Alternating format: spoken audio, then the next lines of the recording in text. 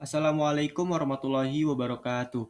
Yang saya hormati Bu Dr. Amalia Rahma STMT sebagai dosen pengampu mata kuliah PTI. Perkenalkan, nama saya Dwiki Kurniawan dengan NIM 0110223235 dari program studi teknik informatika dengan rombel TI 08. Dalam video ini saya akan mempresentasikan hasil pemahaman saya dalam pembelajaran PTI selama 15 topik. Yang pertama adalah pengenalan AIS dan ELENA. AIS adalah media monitoring presensi dan keuangan, isi KRS, dan lihat KHS.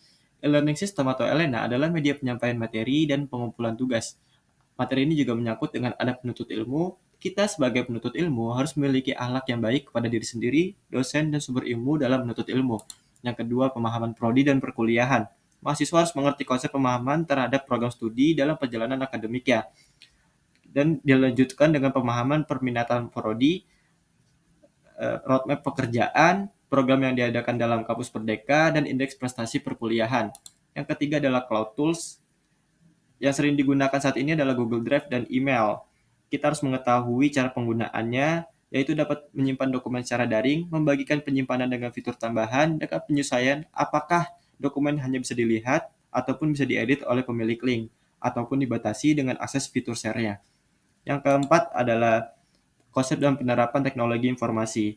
Pada materi ini dibagi menjadi 3 subbab. Yang pertama adalah perkembangan dan sejarah revolusi industri yang dimulai dari revolusi industri 1.0 hingga 5.0. Evolusi dan sejarah perkembangan komputer yang menyebutkan bahwa komputer diciptakan pertama kali sebagai alat penghitung hingga menjadi komputer yang canggih dengan kecerdasan buatan AI. Serta Epic Tech Battle Unleashed, Jobs versus Gates yang menjelaskan persaingan Jobs dengan perusahaan Apple-nya dan Gates dengan perusahaan Windows-nya. Yang kelima, pengembangan teknologi informasi bagian kedua. TI merujuk pada segala sesuatu yang terkait dengan penggunaan komputer dan sistem informasi untuk mengelola data dan proses.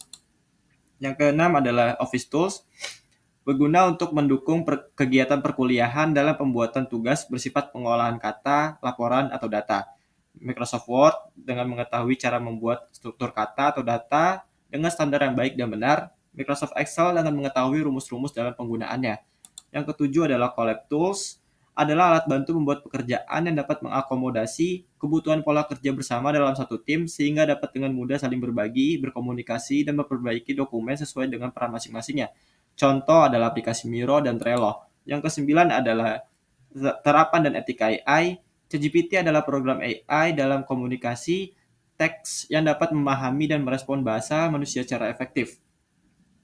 Kita harus mengetahui etika dalam penggunaan AI, yaitu dengan memastikan dosen mengizinkan penggunaan AI, mengetahui bahwa AI tidak sepenuhnya benar, serta tidak diperbolehkan untuk plagiasi dengan menyalin semua jawaban yang dapat dari AI.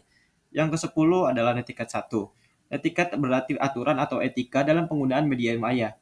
Dalam netiquette 1 dijelaskan untuk mengkritisi informasi yang beredar dengan menjadi pembaca kritis namun tetap santun. Kita harus memperhatikan apakah berita itu hoax atau fake. Yang ke-11 adalah netiquette 2. Kita sebagai netiquette sebagai penyaji informasi atau content creator perlu memperhatikan penyajian informasi. Di antaranya mencantumkan referensi sumber, menanyakan izin kepada pemilik materi, memperhatikan plagiarisme, melainkan di parafrase, serta menulis dengan ketentuan fakta yang ada. 12. Digital wash. Digital wash berarti sampah digital. Digital wash membuat kita rugi akan waktu dan kegiatan yang terbuang menjadi berulang-ulang. Cara untuk mengatasinya adalah dengan mengurangi sampah digital ini dengan cara menghindari ketergantungan dalam penggunaan gadget, serta mengatur waktu dan sosmed agar informasi yang masuk dan informasi yang kita kirim adalah informasi yang bermanfaat saja. 13. Data security. Menjaga keamanan data sangatlah penting dikarenakan data pribadi dapat dieksploitasi jika jatuh ke tangan yang salah. Keamanan data membantu melindungi privasi individu dari ancaman pencurian identitas atau penyalahgunaan informasi pribadi.